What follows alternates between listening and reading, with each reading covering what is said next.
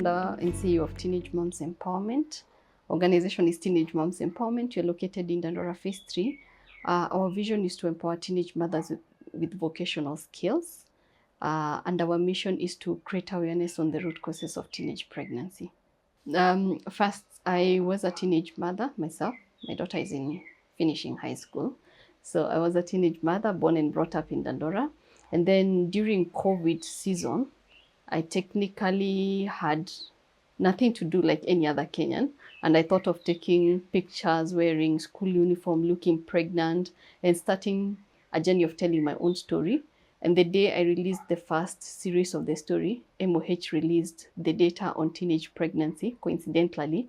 And then, of course, everyone wanted to interview and they wanted views on teenage pregnancy. And the more I went on media, the more I had more girls coming to me or coming to my inbox sharing about their journey.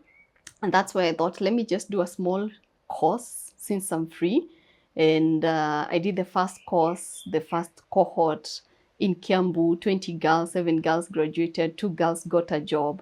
And this course was specifically on makeup, how to do makeup as a skill. And then I thought after COVID, I'd go back to my own life as usual, but I continued sharing the stories.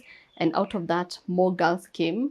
And here we are 4 years later doing that. I never planned to do organization or to do what I do. Found myself there out of sharing my own journey.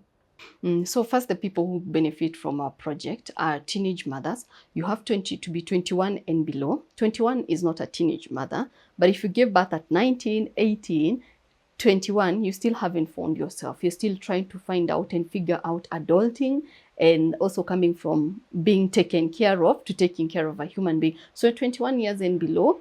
And at the moment in the center, we have 42 girls and 26 children who are at our center at this time.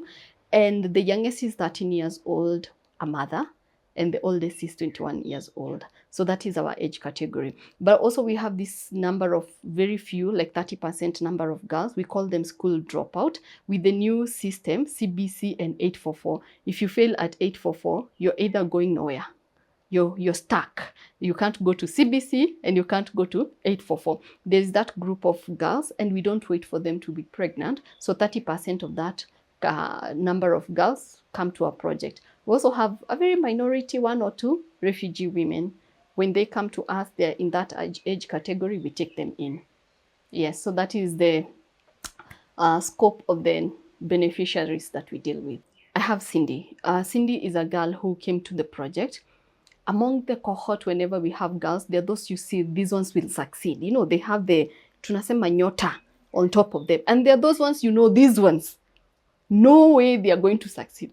This girl was in that category. I never saw her success coming.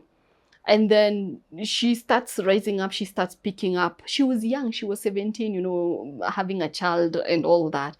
And then she started picking up. By the way, our trainings are on beauty, that is makeup. We train on manicure and pedicure. We train on content creation, photography and videography. And then we have mentors coming in every Saturday to talk to the girls and share their journey to inspire them. So this girl out of nowhere, in the last minute before the graduation, she popped up. And then DW was doing a teenage pregnancy story. She went to represent the organization. Out of that, she got a job in a parlor in town. And today she's the one who is training the girls that are there. Having gone through all that.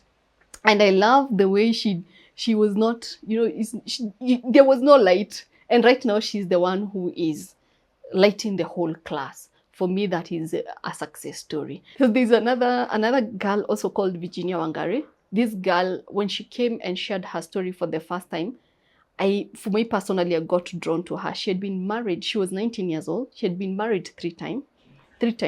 She had been a sex worker at the age of 14 to 16, thrown out of the sex work because she contracted a disease. So she's thrown out. She becomes a young mother living in the dumping site. She comes to us with her child, and the only thing she came to our institution because we offer lunch. That's even today she confesses, I usually came there for the lunch for me and my daughter. And today she is a manager. She got into someone's home. but she manages all other workers, and she's the one in charge of that home.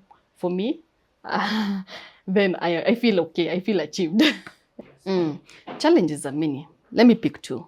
Challenge number one, from 2023 going backwards, we used to have just girls walking into the center alone. Like for example, last year, just in one cohort, we have 2 cohorts every year, targeting 50 girls, 50 girls.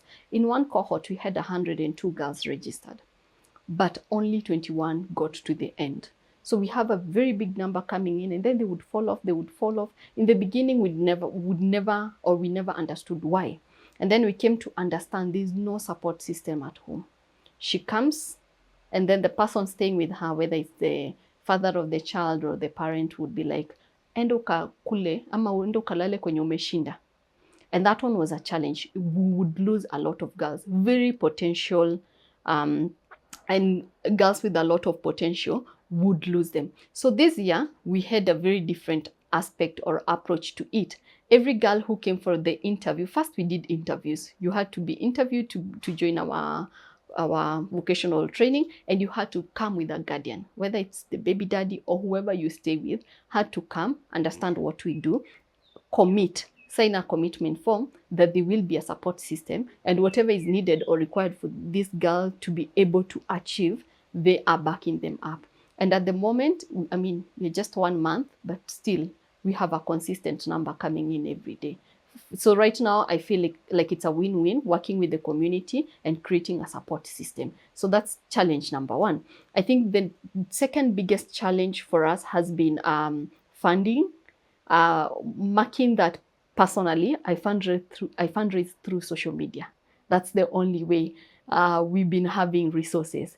And it's not easy to go on social media to people who you do not know to tell them, hey, we need food. Hey, we need this equipment. Hey, we need this. It has not been easy, but it's a challenge that we still overcome, because at the end of the day, it's our 4th year and we're still running through fundraising on social media.